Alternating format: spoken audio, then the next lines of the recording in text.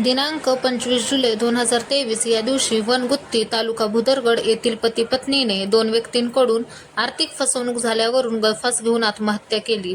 राहुल राजाराम परीट वय 23 व त्यांची पत्नी अनुष्का वय 21 अशी त्यांची नावे आहेत. इस्पुर्ली तालुका करवीर येथे गुरुवारी म्हणजेच 25 जुलैच्या दुपारी घटना उघडकीस आली होती. इस्पुर्लीत एका शेतातील पत्र्याच्या शेडमध्ये दोघांनी गळफास घेऊन आत्महत्या केली होती. याची माहिती मिळताच नातेवाईक व पोलिसांनी घटनास्थळी धाव घेतली होती. सहाय्यक फौजदार नलवडे यांनी पंचनामा केला होता. चुलते दत्तात्रय परीट यांनी याबाबतची वर्दी दिली होती. त्यांच्या मागे आई, वडील, भाऊ असा परिवार आहे. आत्महत्या करण्यापूर्वी राहुल यांनी मित्रमंडळींच्या व्हॉट्सअपवर एक मोठा संदेश पाठवला. त्यात म्हटले आहे की राहुल राजाराम पाटील महावितरणमध्ये काम करीत होता. त्याची नियुक्ती कागल तालुक्यातील एका गावात होती. त्याने तेथील 109 ग्राहकांची वीज बिल भरणार रक्कम ₹1,45,760 जमा केली होती. त्याने ती रक्कम न भरता वडिलांच्या उपचारासाठी वापरली. दरम्यान त्याच्या वडिलांचे निधन झाले.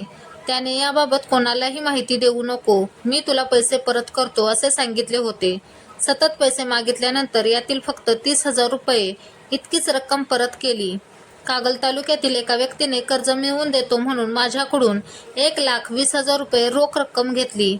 यानंतर कर्ज प्रकरणाबाबत त्याच्याकडे सतत पाठपुरावा केला असता त्याने टाळाटाळ करून फसवणूक केली. त्याने मला कर्ज मिळवून दिले नाही.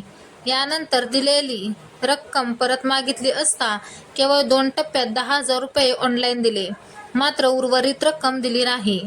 या 2 व्यक्तींच्या वागण्याला कंटाळून हा निर्णय घेतला. कारण वीज बिल भरण्याइतकी माझी परिस्थिती नाही.